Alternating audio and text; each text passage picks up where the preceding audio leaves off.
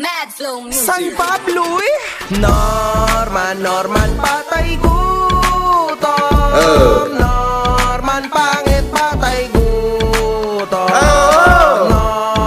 Norman, patay gutom. Okay na. Patay gutom si Norman. Norman, hampas lupa. Strong Igorot at work! Kahit kung lang sabihin, pumunta ka, talaga matapang ka! Makagago! Boy! Norman, pangit, hampas Pare, sa inidoro ko natutulog, pare. Hampas lupa si Galingan mo ba? Norman. Kayo ang mga tunay na demonyo! Pag-take ng mga videos niya, dadiretso na po kami dun sa mga place na balak niyang puntahan. Look nga po talaga. So, Yung totoo yung sinabi ko na Philippine Loop. na original plan. Ano mga motibo niya? Bakit siya pumupunta dito, pumupunta doon? Yun po ang wala kaming idea, pero nagtatanungan na rin po kaming dalawa kung ba't hindi siya bumabalik sa Manila. Anong napag-endingan ng usap niyo? Anong napag-endingan ng mga questions niyo? Na may mga kaso nga po pala siya. Yun yung motibo kaya hindi siya mapakali. Yun yung na-realize niyo. Tama. Okay. Umaandar, umaabante. So, what happened next? Pumunta po kami sa Ilocos Norte, sa Bintar, Mm. which is, ang sabi nga po sa amin is bahay ng kapatid niya yung tutuluyan namin. Yung may sementeryo ba to? Yes po. Okay, sorry natatawa ako. Sige, go. Oh. Tapos, Yes po. Sabi niya po kapatid niya, si Ma'am Odette. Mabait yung Odette, di ba? Actually, Mabait naman siya. Guys, just to clear things up, mabait po si Ma'am Odette Yun. and minake sure niya po na na-accommodate po kami ng maayos. And just to clear things up po, hindi po namin siya katabing natulog. Mayroon po kaming sariling room and we do have proof po na nag-take pa kami ng almost Videos. 10 minutes na videos confirming na dadalawa nga po kami sa Mula pagtulog hanggang paggising niya. Okay. Anong sinabi niya tungkol dito sa babae na ito? Ano daw niya yan? Kapatid niya, Kapatid niya. ate niya. Manang po kasi Manang. sa Ilocano is ate. Ate, okay. Yun ang tawag niya. Pero, may nakwento rin kayo sa akin kanina na medyo nagulat kayo kasi anong tawag ng Odette sa kanya? Bossing po. Bossing. Oh. Kasi mga kahombre ko, napagkaalaman namin na itong Odette to, avid follower. Avid follower siya ni Norman Mahusin. Hindi niya ito kapatid. Nakita niyo ba na magkamukha sila? Malayo, di ba? Definitely hindi sila magkapatid. Let's move forward. After ng Bintar, anong ginawa niya? Ano nangyari sa inyo? Magpapaalam po sana kami na uuwi na, pero hindi po kami. Bakit niyo gustong umuwi na? One day pa lang ata. Ilang araw na kayo nag-work sa kanya niyan? Kina 2 days na 2 days, second day, oh. Opo. Bakit kayo nagpapaalam na? Yun na nga po na na-check na namin kung ano yung mga... Nalaman niyo na kung sino siya. Yes po. Natakot na yung mga bata, 'di ba? Natakot ni kasi syempre sa una parang uy, ano tayo dito, scholarship. Syempre, 'di ba? Sino ba naman ang may ayaw na makatapos ng pag-aaral? Syempre, 'yun ang naisip nila nung una. Pero as time goes by, malalaman at malalaman mo talaga na ang isang kulaong kriminal. At ang nakakatakot pa dito, ang kaso nito, human trafficking. At ang biktima niya, kababaihan. Kaya talagang nakakatakot. Lalo pa. Katulad nun, yung nabasa ko noon, dun sa testimonya. Merong isang testimonya doon. Nagtataka sila, bakit sila parang pinaghubo yata o parang may natira lang underwear. Tapos, kinapkapan sila ni Norman. Yan yan yung nabasa ko na isa. Imagine niyo po waitress ang apply mo, pero kinapkapan sila. Syempre, hindi sila kumibo, hindi sila parang pumalag kasi ang nasa isip nila is makapag-abroad. Syempre, magandang kinabukasan ng nakasalalay dito. Alam naman natin kapag abroad, 'di ba? lahat ng mga Pilipino, ako, lalo na ako, talagang sinagpang ko yung pagkakataon nung makapag-abroad ako, nung kinuha ako ng kapatid ko sa Malaysia, talagang kinagat ko yung pagkakataon. Bakit? Putya, hirap ng buhay dito sa Pilipinas eh. Hmm. Kaya yung yung ganitong pagkakataon, mangyayari talaga sa sa mga kababayan natin. Pero talagang doon sa ginawa ni Kulaong, na meron siyang ginawa doon sa mga sa mga kababaihan, halimaw to, halimaw. Biri mo, waitress ang apply, waitress ang trabaho. Pagdating doon sa ibang bansa, binenta nila yung tilapia nila. At bago sila umalis, kinapkap yung monay nila. Kinapa yung monay nila. Nagtataka nga yung mga yung mga noon, yung mga biktima noon. Bakit daw ginagawa sa kanila yon? Ang apply nila ay waitress. Inisip nila baka SOP yun, baka yun ang standard. Check. 'Di ba? Yung pala pagdating doon, may benta nila yung tilapia nila. Imagine niyo po yung ginawang na yan. Ginawang katarantaduhan ni Kulaong na yan. Kaya napakadelikado po sa mga magulang. Alam nyo, buti na lang talaga itong dalawang to hindi na pariwara. Kasi buti hanggang kalabit lang. Kasi alam nyo, kung itong dalawang to napariwara, magsisisi po yung mga magulang. Kasi imagine niyo yung mga anak nila naghangad lang na magkaroon ng scholarship, 'di ba? Nasama pa sa sindikato. Actually, nung mga gabi po, nung time na yon, as in, hindi kami makatulog dalawa. Kaya, meron nga po kaming film na video. Wow. Kasi hindi talaga kami nakatulog. Bakit? Yun nga po, sa mga nalaman namin, sa mga nangyayari sa social media, tapos yung about nga po sa kanya na mga post po, ganun nalaman po namin. Okay. So, question lang. Kilala nyo ba si Makagago nitong panahon na to? Kilala nyo ba ako noong panahon na yon? Actually, yes po. Ikaw, kilala mo ba ako? Yes. Okay. Pero hindi lang talaga kayo active sa social media? Actually, active naman. Pero yung sa YouTube, Hindi. hindi. Okay. So, wala talaga kayong idea sa nangyayaring kaguluhan na to? Wala?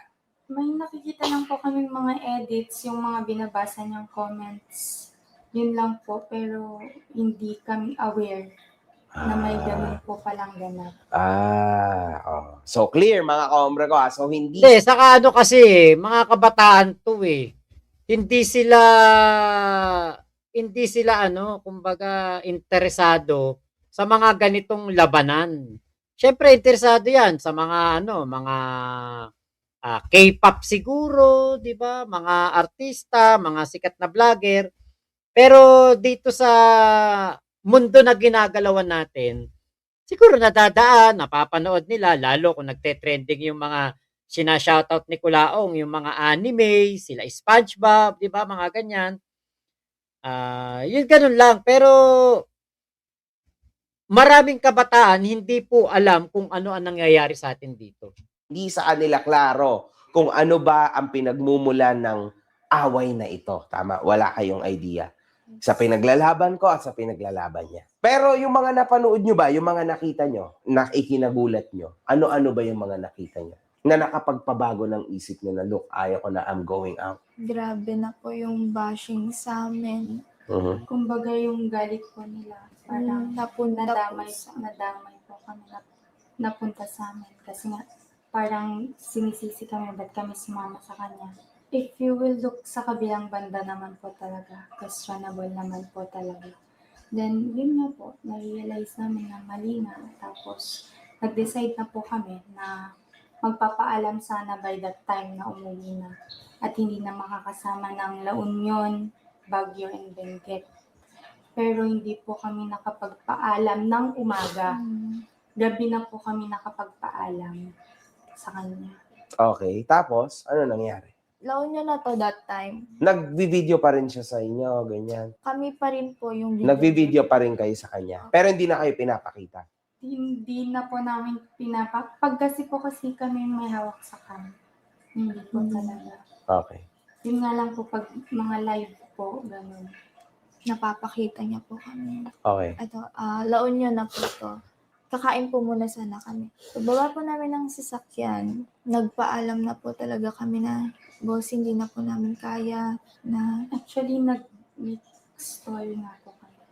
Okay. Para makaalis. And then, yun nga po, pinayagan niya naman po kami, binigyan niya ng TF namin, and then, But parang may sinabi po siya, like, I'm very disappointed kasi hindi na namin siya masasamahan throughout the road trip. Dahil nga sa mga nalaman nyo. Opo. Tsaka napapasama na kayo sa social media. Kumalat nga rin ang mga pangalan nyo, di ba? Hanggang sa, as you said, hindi na ata kayo nakapasok sa school. Tama ba? Yes po. Yun yung nangyayari ngayon? Opo. Bakit? Humiliation po. Humiliation? Yes po. Galing sa? Siyempre po, kalat. Talagang trending. Especially, hindi pa po namin nakiklear nga yung name namin. So, Mhm. parang, knowing na wala ka pa pong lakas ng loob na magpakita sa mga tao. Kasi nga po, Iba yung iisipin nila. iba talaga yung tingin nila sa amin. So, kumbaga, ngayon, nare-realize nyo, nakikita nyo yung kamalian sa mga naging desisyon nyo. Yes Tama? po. Yun naman ang mahalaga. 'Di ba? At least nalaman nyo and umalis na kayo. Yes. Eto, may Ayun. 'Di ba? Buti na lang talaga no, hindi sila nagtagal doon. Actually, ilang beses na pala silang gustong umalis, buti na lang talaga, 'di ba? Parang gumawa lang sila ng kwento para makaalis sa pugad ni Kulaong. Para ka nasa ano yun Lions din. Kasi ang dala nitong si Kulaong perwisyo. Ang dala nitong si Kulaong, ano yan? Habang buhay na panganib sa mga tao yan, sa mga kababaihan. Halimaw yan eh. Diba? Kaya, alam nyo, nakakatakot para po sa mga magulang na hinahayaan ninyo ang inyong anak na kahit yung mga bring me na yon, naku, wag nyo pong isuba anak nyo kahit 5,000 yan, kahit 20,000 pa yan, wag nyo pong isuba ang anak ninyo. Kasi nagiging si Kulaong, yung lalong tumataas yung kanyang confidence. Confidence booster niya yan para maging actually ito yung naisip ko nung time na nagpapa-bring me si Kulaong. Una, gustong magpabango sa mga kabataan. Pangalawa, syempre kapag nabigyan mo yung isang kabataan ng pera, meron niyang nanay, meron niyang tatay. Meron niyang mga tito, tita, lolo, lola, pinsan, mga kaibigan. Sa magkabilang side, nanay, tatay, may mga kapamilya. Yun ang target ni Kulaong. Maging at home siya doon sa lugar na ginagalawan niya ngayon. Bakit? Wala na siyang babalikan sa Maynila. 'Di ba? Yung pangtatarantado niya kay Makagago na doon sinampa sa Isabela yung kaso. Kaso ni Kulaong laban kay Makagago. Si Kulaong ngayon talagang naperwisyo. Bakit? Kita nyo, nandun siya sa Cagayan. Nandoon siya sa, ano ba lugar yun? Hindi ko alam kung Cagayan yun nandun siya sa lugar na yun. Pero ang mga kaso niya nasa Maynila. Imaginein mo yun. Pupunta ka ng Parañaque o Pasay. 'Di ba? Meron pang San Pablo na kaso. 'Di ba? Kaya talagang hindi po totoo na sinasabi ni Kulaong na hindi siya kaya ni makagago. Bagkus, bagsak na bagsak, lagapak na lagapak, hilahod na hilahod talaga si Kulaong. Ngayon, dito sa nararanasan niya na pakikipaglaban kay makagago. Talagang ano siya, talagang hilahod. 'Di ba? Talagang ano siya, bagsak na bagsak po siya dito. Baling-bali ang tuka ng isang Kulaong.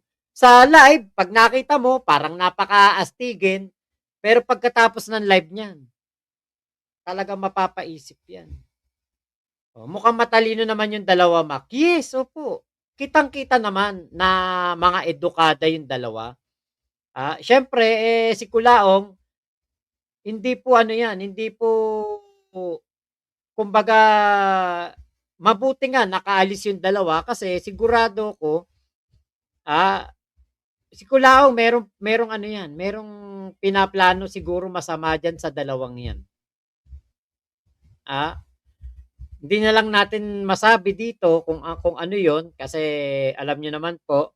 Pero ako naniniwala ako na kung etong dalawang babaeng 'to nagtagal, may gagawin diyaan si Kulaong na pagsisisihan po nung dalawang bata kung bakit pumasok pa sila diyan.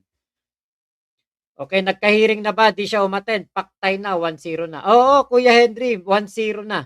Malamang di naman niya kilala yan or edited or AI yan. Tapos sasabihin na ilalayo ang issue sa nag-endorse ng pekeng attorney, pekeng law firm para manakaloko ng OFW. Green concept. Diba? Yun ang ano talaga niyan. Molex. Ayun, shoutout po. Good, nag-decide na kayo mag-stop. Diba, Ate Glenn? Edison Sorsoro, Namo Norman, kawawa mga bata, asang-asa. Okay, siguro binigay niya tag 3K yung dalawa. Ate May Alcantara, actually malalaman natin bukas yan. Bukas natin malalaman yan. Maaring tig 3K, tig 4K, tig 5K, diba? Magyayabang pa yun si Kulaong. Sasabihin pa, binigyan ko nga ng pera yun kahit na hindi naman sila nakatapos sa kanilang trabaho. Kahit hindi naman nila na fulfill yung usapan namin. Gaganon pa yun si Kulaong. Napakawalang yan. Nako, wala nang kawalayan, Boss Mac. Prince Denver's Ivan Santa Rita. Opo, totoo po yan.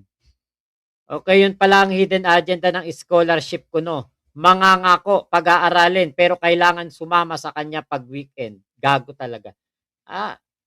Naku, buti talaga umalis sila. Baka mamaya na-exploit pa sila niyan si Kulaong. It's too good to be true. It probably or usually isn't true. O yun, di ba? Ate May, Ate Glenn, bumaliktad na ang scholar niya. White Trend, kawawa tong dalawa sa school. Tama po. Mojoply, si Normie, malikot na isip, malikot pa mata, malikot pa daliri. Susmiyo. Amoy de kalibre. Kyle Joshua, amoy de kalibreng baktol. Katrina Love, nag-announce ng scholarship, yun pala, naghahanap ng mga students na mag-work sa kanya. Tama. Yan po ang totoo niyan. Kaya, nako, buti na lang talaga, nakaalis po silang dalawa. Kyle Joshua, Boss Max, sinabi niya kahit magtulong-tulong daw yung family ng asawa ni MG. Yun nga po yung sinabi. Hindi na uuwi ng Manila yan na TV5 na boss si Kulaong. Tama, RX 130. Ayan. Ate Prinsesa, wala na pambayad sa bahay si Kulaong, kaya siguro talagang hindi na umuwi ng bahay niya po. White Trend, ang mahalaga, napansin na ng TV5 yung pagpunta ni Boss MG. Sarap sa mata. Tama. Ate May, Kabsat, Team Joy ako muna siya may hawak ng pamalo Lynn Lacson, uutusan ka pa na gumawa ng 5 account students para mag-comment ng maganda sa comment section at yun ang binabasa niya kunwari. Yun. Baka nga yung iba nagpapakulay sa kanya style niya lang yun may inuutusan siya. Kasi nung nakakulong po yan, ganun po style niyan. Tapos magpapakulay yan, sasabihin, mga ka-FFCI family, eto na, mga ka-FLM, eto na, inumpisahan ko na. Kayo naman ang sumunod para sa ating mga kababayan. Tulong tayo. Eto na, nauna na ako ng palipad. Pinaliparan niya yung sarili niyang channel. Ngayon, susunod yung mga matatanda Mga nauuto niya na OFW, susunod na mga magpapakulay. Oh. Ngayon, kapag konti, sasabihin pa niyan, magpakulay kayo, aakyat ako sa live. Kahit nasa kulungan siya nun, umaakyat siya sa live. Kuya Robert Durano, hello po. Ate Glenn, ayan. Alam na alam ni Boss MG. Kay Ate May, may abogado na daw siya na nagpunta kanina sa PI. Baka yung napagnotaryohan niya nakaraan. Baka nga. Baka wala nang panggasolina si Kulaong. Nalier Gaming, wala, finish na. Tama. Ate Pink Butterfly, delikado pa rin ang pagsama-sama sila sa mga hindi nila kilala. Tama. Kung talaga gusto niya magbigay na scholarship, dapat walang kapalit. Ate Katrina Love. Ate Prinsesa, si Jam Mangusin hindi may tatanggi na kapatid ni Kulaong at magkamukha sila. Mamaya isakayan sila sa private airplane. Naalala nyo ba na yung nakaraan, si Jobelin Galleno, yung nawala sa Palawan, di ba? Hindi na nakita yun. Maganda rin yun, nawala sa Palawan. Sumunod yung yung sumasali sa mga pageant, taga Batangas naman. Kung itong dalawang to, hindi po ito agad nakaalis, hindi kaagad to nakatunog. Naku, may missing na naman siguro. Di ba?